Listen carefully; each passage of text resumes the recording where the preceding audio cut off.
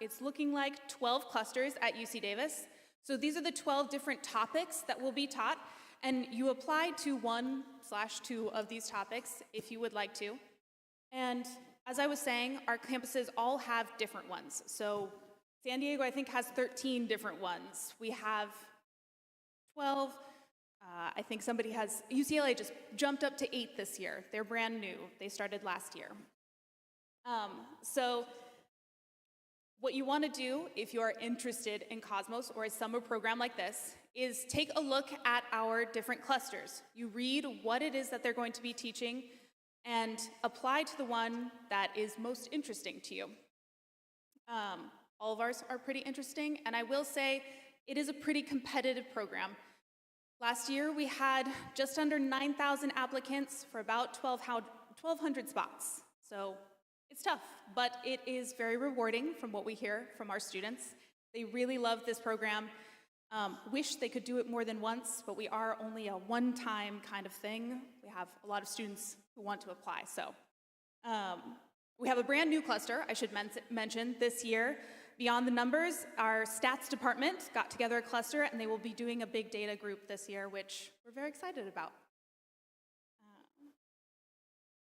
A little bit about the application process, because that will be coming up soon. If you're interested in Cosmos, it's good to get on board now, but our application opens in January and closes February 7th, and it's a 3-piece application. It's not super difficult. I have seen students do it all on the final day.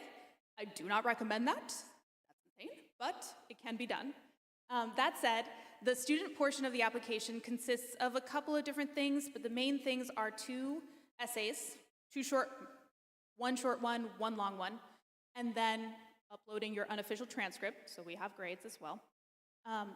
There is a teacher reference portion where all you have to do is get your teacher's email in there. It sends them a notification, and they fill out a little form just telling us a little bit about you so that we have some sense of what you're like in the classroom. And then, of course, we have the parent approval section, which is mostly a signature and paying for the application fee, but it's still very, very important. There's also a financial aid section in there that is very important. So these are the 3 basic portions of our application. And again, that is coming up soon. It does happen early in January. I think this year's January 8th is when it opens up. And like I said, we have a lot of applicants. So the biggest step, the biggest hurdle into getting into Cosmos is actually completing that correctly. I have just a few photos. This is from Davis. We have, not only do you come and study with our faculty, but you also get a chance to go to places that the normal public doesn't necessarily get to go. Yes, we have our field trips that go to general places that are open. We take our students to the Exploratorium, Cal Academy, things like this. But you also get to go into certain labs that are not open to the public, that are only open to the students who are participating in our program, or of course, our UC Davis students.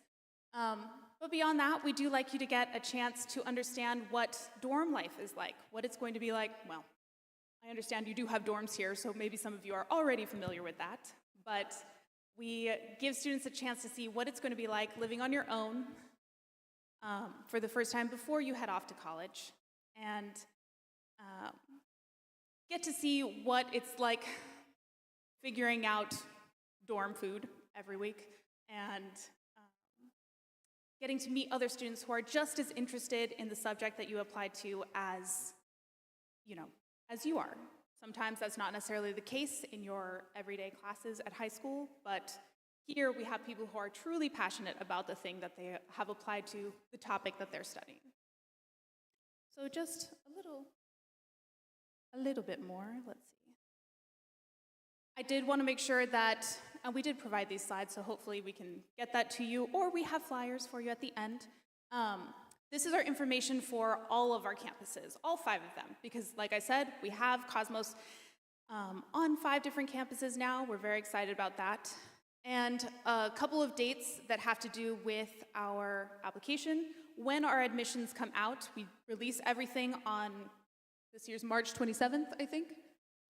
So you would find out whether or not you've gotten into the program, if you're waitlisted, or if you have not been admitted at that time. And then again, our program, July 6th through the August 2nd this year.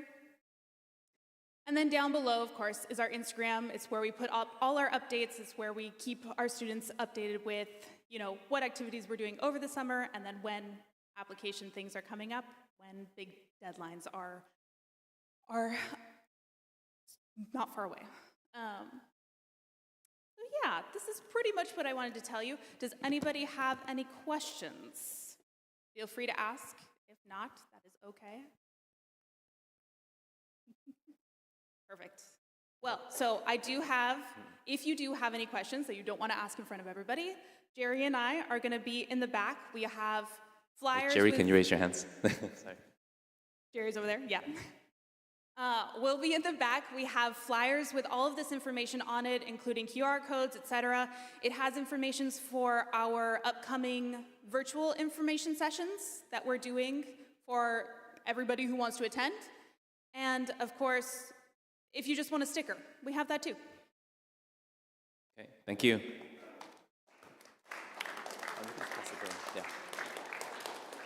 Hey, just a note, all the slides and presentation will be on the counseling website, so if you missed something or if you want a friend to see this or check it out, have them look there. The other thing, you may not be thinking about this, but I don't know if you remember when one of our alumni came, he was sharing about how his summer experiences were like the singular thing that impacted his career and life direction more than anything, more than any other class. And so that's part of the reason why we just want to expose you to these opportunities. Next, we have two people representing Polygence. And so first is Jin Chow, who is one of the co-founders of Polygence, as well as her associate, Christopher Jack. So come on up.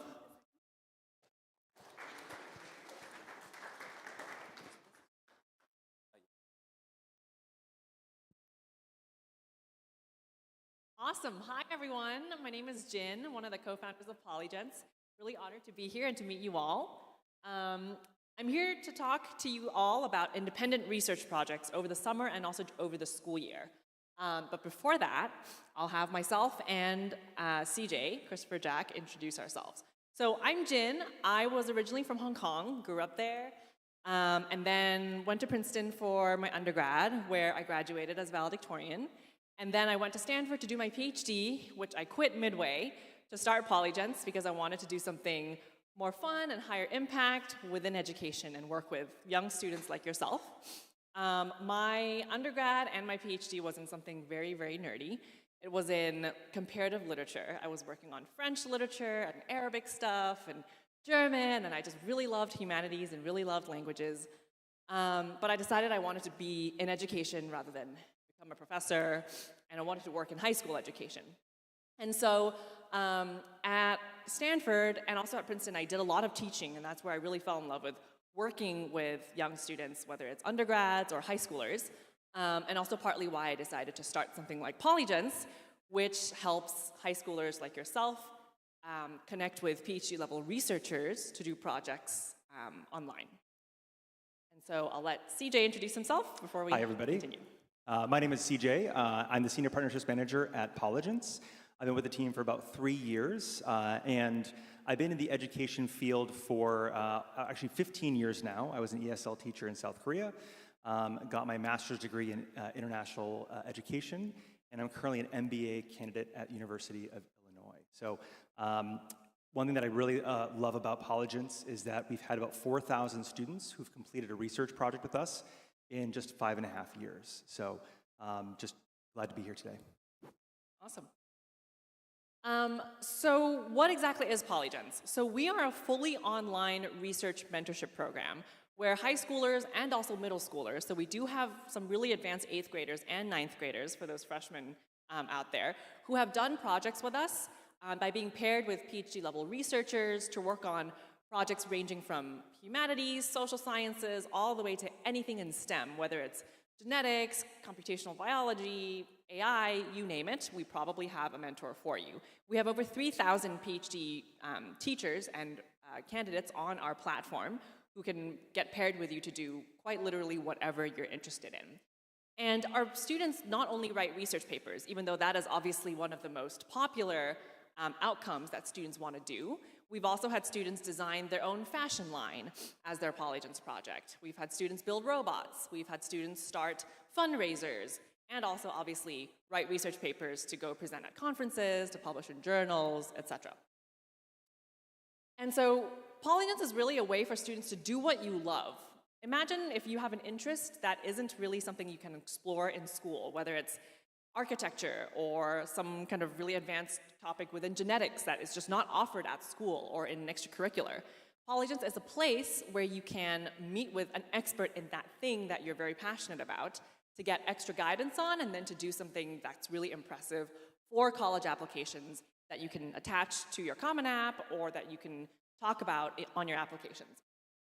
And the most important thing actually that we've learned through talking to tons of admissions officers at elite universities in the US is that being able to craft your intellectual narrative and your story is actually the most important. It doesn't really matter what exactly you do, that the content of the project matters a lot less than the story you tell about it. What does it say about who you are, what you're passionate about, and what does it say about sort of your interests? That is the thing that matters the most, and that's the story that we hope to craft with you through our programs. We often get asked, what does our name mean? This is such a strange word, Polygence. So for those of you language nerds out there, poly is the Greek root for many or multi, and gens, we basically just took the second half of the word intelligence, and we represent, multifaceted intelligence. We celebrate all kinds of smarts, whether it's, book smarts, whether it's kinesthetic smarts, whether it's musical smarts. No matter what you're interested in, we probably have something at Polygence here for you. And so I think all of us have heard the word research, right? We think of, people in white lab coats working with pipettes or like with Bunsen burners. But what exactly can independent research look like, especially if it's online? You might be connecting with a PhD at Harvard, halfway across the US. You might be connecting with a PhD in Minnesota who's not in California. How do you do research in STEM or in the social sciences or the humanities with someone who is not right next to you? And so research actually is any activity where you create new knowledge or where you synthesize knowledge that has existed before and then you have a new perspective on it. And so that can be done really no matter where you are. And the reason we want it to be online is that we want to make sure that you are connecting with the exact kind of expert that is right for your topic. And those people may not exist right in your hometown right here, but they might exist across the country. And so we have helped, as CJ mentioned, over 4,000 high schoolers do really impressive research projects to get into their dream colleges. And in a second, I'll show you guys what this looks like in terms of the college admissions edge that our students get, or that our alumni get as a result of doing Polygence. But before that, I wanted to do a quick poll. So by a show of hands, how many of you are interested in majoring in or pursuing something like biology or life sciences in college? Biology or life sciences? Raise your hand higher. Okay. How about social sciences? Let's say economics, finance, business. Show of hands. Okay, quite a few. How about engineering? Engineering could be mechanical engineering, aviation. You get a lot of hands for engineering, so. How about computer science, coding, Artificial AI? intelligence, AI. Okay. How about the humanities, history, politics, international relations? Cool. A couple, that's good. Cool, good to know. Okay. So all of these topics, we have incredible mentors on our platform that can do really unique projects with you. So I'll just go over this really quickly. This slide talks about what you can do with independent research. It's not enough to get into college if you've just done some research and then you have nothing to show for it. Having something to show for it is really important, and there are 4 major ways in which you can do so. One, I've talked about a lot already, which is publishing. We help students figure out what journals that are prestigious but also at your level that high schoolers can publish in. Second is what we call multimedia. If you want to design your own podcast and record it and publish it on Spotify, that is a solution. If you want to, I mentioned a student of ours who designed their own fashion line and started selling it on Etsy. That can be your project. And then there's also obviously conference presentations, which is an academic output that is very common in the graduate level. So submitting your work to a conference, presenting it, getting critique and feedback. And then the last thing some of you guys may be familiar with is science fairs and competitions. If you are a STEM student, you might want to submit to your local science fair. If you're a creative writing student, you might want to do a creative writing competition. There are lots of competitive environments where you can submit your work to get evaluated and to maybe win a prize. And as I mentioned, the most important thing is not what you produce, but the story that you can tell with it. I cannot emphasize this enough to the students who come to us asking, okay, so I've done this cool project, like how do I make sure that it helps me stand out in the process? Does it matter that it's not published in XYZ journal, but it's actually published in ABC journal instead? And the answer always is the actual journal or the actual even content of the project matters much less than how you reflect on that journey. And that's something that your college counselors and your teachers will help you figure out as you write your essays, as you think about what school you want to apply to. But keep noodling on what exactly your story is, because having a project itself is not enough. Okay, I promised some college admissions data for you. Here are some data points. So Polygence alumni have a much higher college admissions rate, whether it's to R1 universities, which is the US's biggest, highest research activity universities. We have a close to 90% acceptance rate for R1 universities. Whether it's the Ivy League, schools that we all know and love, we have a close to 30% acceptance rate, as opposed to the national average of hovering around 5 to 6%. And same with top liberal arts colleges, and also US News top 25 universities. And given that we're based in California, Berkeley, UCLA, Caltech, these are some of the schools that we have some of the highest acceptance rates to, and we also have a huge number of STEM students who are looking at those schools as well. All right, I will move to talk about some examples of projects that our students have done to just give you guys a taste of what it could be like to do a project at Polygence. So Orch is one of our students. She goes to Stratford Prep in San Jose. She did a project where she combined her love for neuroscience and art, and she designed this comic strip about gene editing technologies that could help cure Alzheimer's disease. And she won an award at our high school Symposium of Rising Scholars conference. And also, so she won the Innovator Award, and she will be applying to college, I think, next year. And so this is a cool neuroscience and art project where she combined those two interests. We had a student, Melody, a couple years ago. She's now at UPenn studying design. She was really fascinated by social media and teen mental health, specifically how social media platforms like Facebook, TikTok, Snapchat, etc., affected teen mental health, something that she herself was going through. And she wrote a paper that she published in a journal and that she used in her applications to UPenn, where she's currently studying design. And then I'll have CJ rest.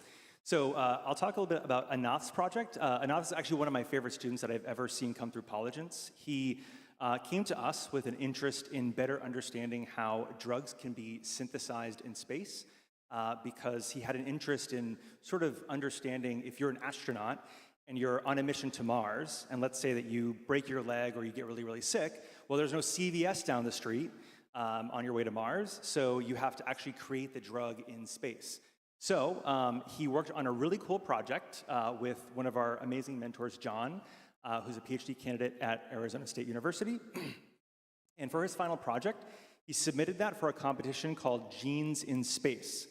Now, there were 6,000 applicants to Genes in Space, and there were 5 finalists, and Anath was one of those finalists. They flew him out to Seattle for a big conference where he actually got to present his work.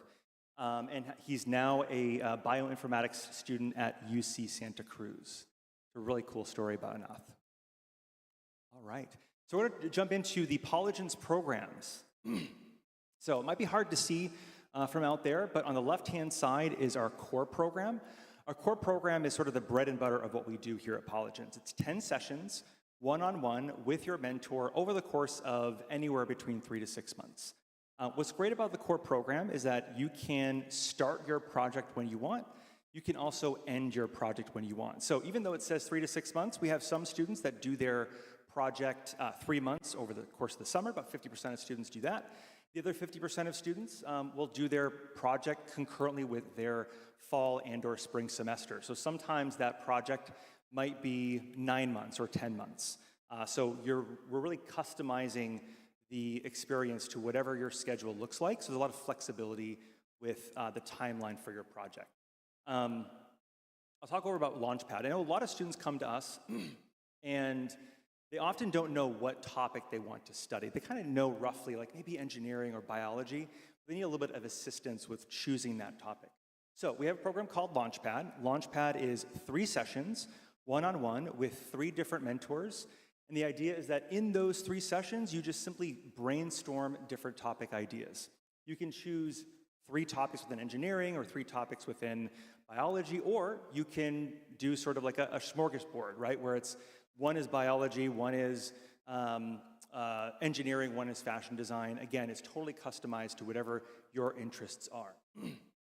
Last but not least, Jin mentioned this, premium showcasing support. So towards the end of the program, right, you want to showcase your project, whether it's you want to submit for publication, or maybe you want to develop a podcast for your project. Well, in premium showcasing support, towards the end of your core program, you'll be paired with a mentor that is an expert on that specific outcome that you're aiming for, right?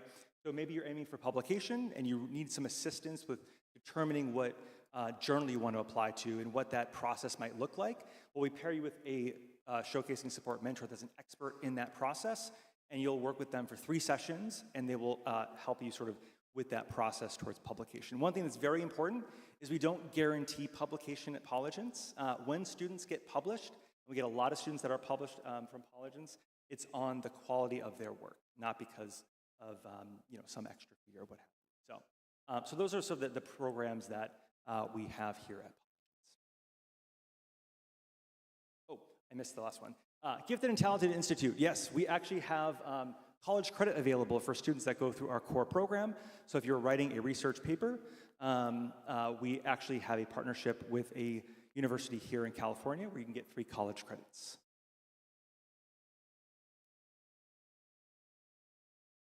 There's one more after that. Oh, there we go.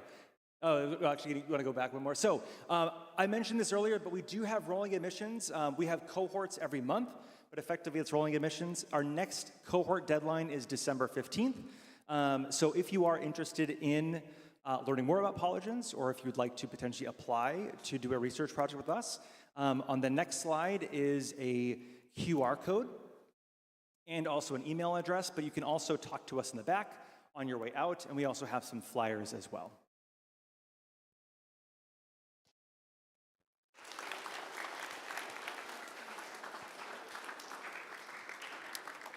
Actually, Stephanie and Jerry, do you want to come up for a second too? Hey, so thank you guys for being a good audience here. Hopefully you guys learned something. Hey, can you just dream with me for a second? I know you guys all want like great grades and go to great colleges, but can you just dream with me for a second that, look in your row, imagine one person in each of your rows actually doing something, like publishing something, discovering something, while in high school. Isn't that crazy? That's only 10%. So 150 people here, about like 10%, it's just one person in your row. Imagine, just look down your row right now. Imagine who is it going to be in that row who's going to do something. Wouldn't that be awesome if like just 10% of our school was doing something like this? Hey, before we end, we have a little bit of time for questions. And so, we'll have some time informally later if you're too shy to ask. But here's a chance if you want to ask, just raise your hands. This is a chance to ask some questions while they're here.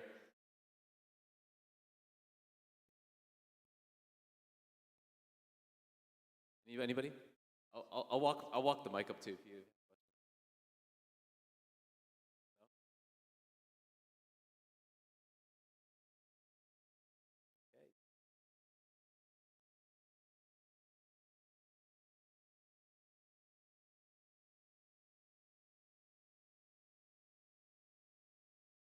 Some of you guys are itching, man. If you feel too shy to ask a question, there'll be time informally to talk to them off the mic. And also, I'm in the counseling office in 217. Ms. Wong's there. You can always talk to us. But anyone wants to ask anything now?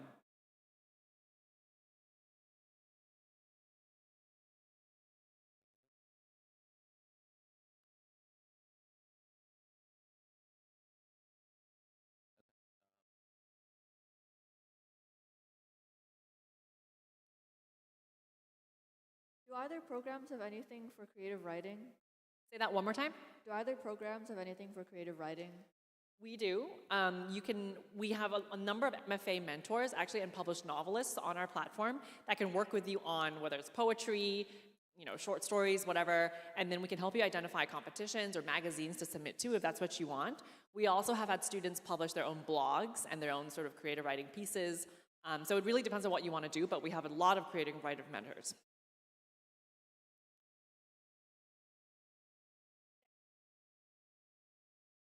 Cosmos is focused on STEM fields.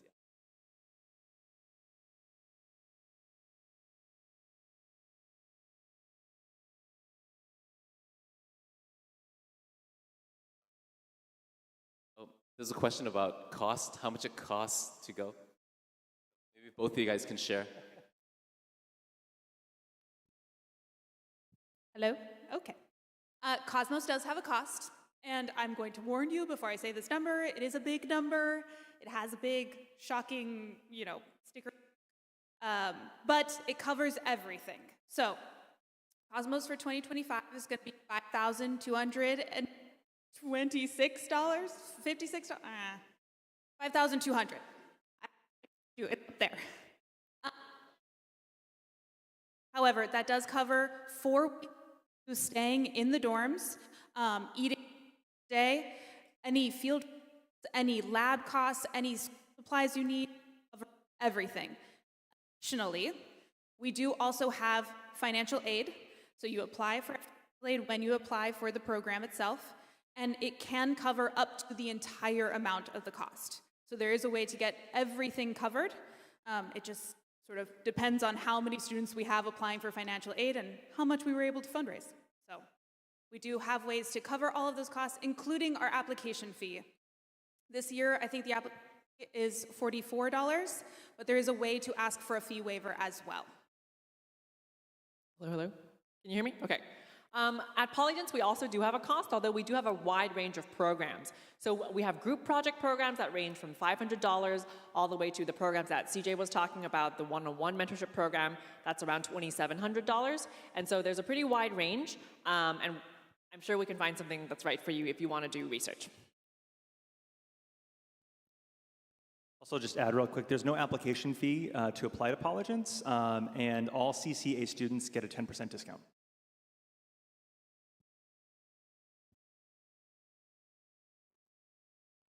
Any other questions?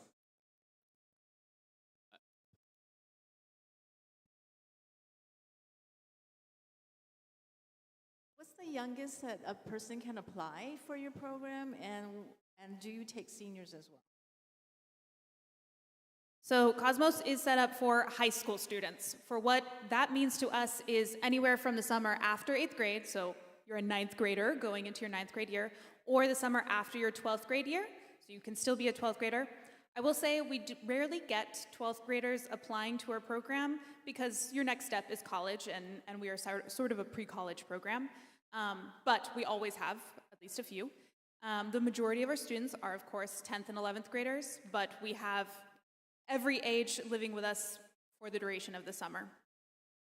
That said, 12th graders, if by any chance you plan on taking a gap year, a lot of our students, 12th graders who apply to our program, are doing just that, so they still get that experience, but they're not going to college just yet.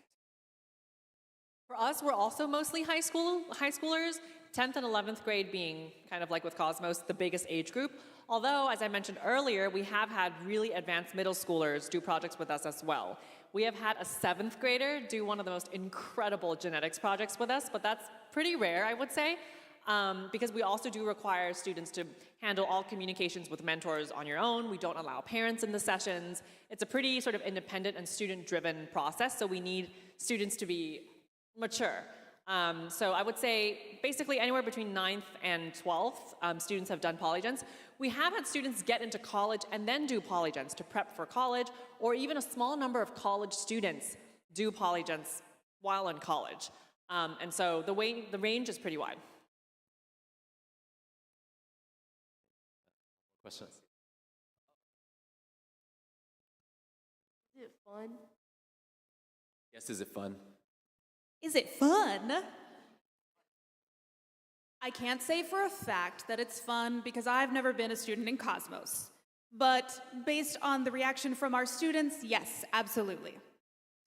We make sure that, you have an interesting time with our faculty learning about the things you want to learn about. But then we also do lots of fun activities. Every single night we have indoor and outdoor activities that are just fun, creative. Some are sports, some are arts, something different for you to try out if you want. And our weekends, we do fun activities that are completely recreational, not academic-based. My students still talk about it, and I was an RA 12 years ago, so they're still talking to each other now about how much fun they had. Yes, polygents is fun because you are choosing the topic that you have an interest in. You are not being assigned a topic, and so we get a lot of students that will come to us that they're interested in like sports analytics, right? That's a huge field, but there's not something that you typically have the opportunity to do in high school or even like extracurriculars. So we get a lot of students that say, I want to do a data analytics project, but in sports science or sports analytics, and they really enjoy that process because it's something that they have a passion for and that they really want to focus on. And because of that, it's fun. Yeah. We could take a few more questions, maybe like two questions.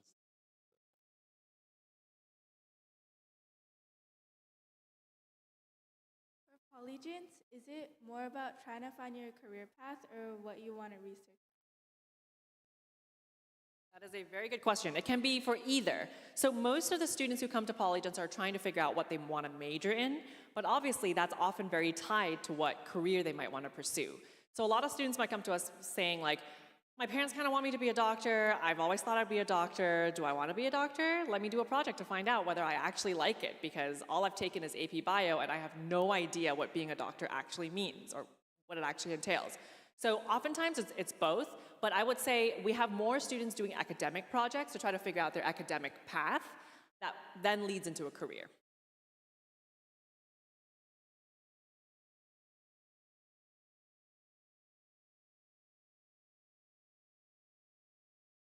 Last questions?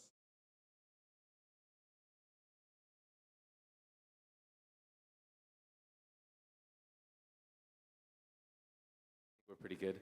So I'm gonna call it here, but let me just, I know the numbers, you might be, oh man, it costs so much, but there are bargains for what you get. You didn't mention those like 3 to 6 month mentorship programs, so I think it's worth that money. But there's 2 things that I want you guys to do when you leave here, other than put away the chairs. Do that, make sure you help with that too. Mr. Kyle will be coordinating that. But aside from putting away the chairs, there's 2 things I want you to do. I know there's a lot of numbers, a lot of time. Some of you guys are thinking, man, summer, I want to go to Paris or Japan or something. But hey, 2 things I'm asking you. One is I want you to talk about it with your friends, okay? So when you leave here or tomorrow, talk about it with your friends. The second thing is to talk about it with your parents, because they have a different view. I know as a parent, I would gladly have my son or my daughter do this, if they were interested, because it's worth it to me. And so, talk to your parents. They may have a different perspective than you do. Can you guys do that? So talk to your friends, talk to your parents. Okay, they're gonna be around, but I need you guys to help. Mr. Kyle's in the back. You're gonna need to help put away the chairs. And then after you're done with that, if you have questions, they'll still be around here. You can ask them without the mic, okay? I'm just give them a big hand before we go. Okay, thank you.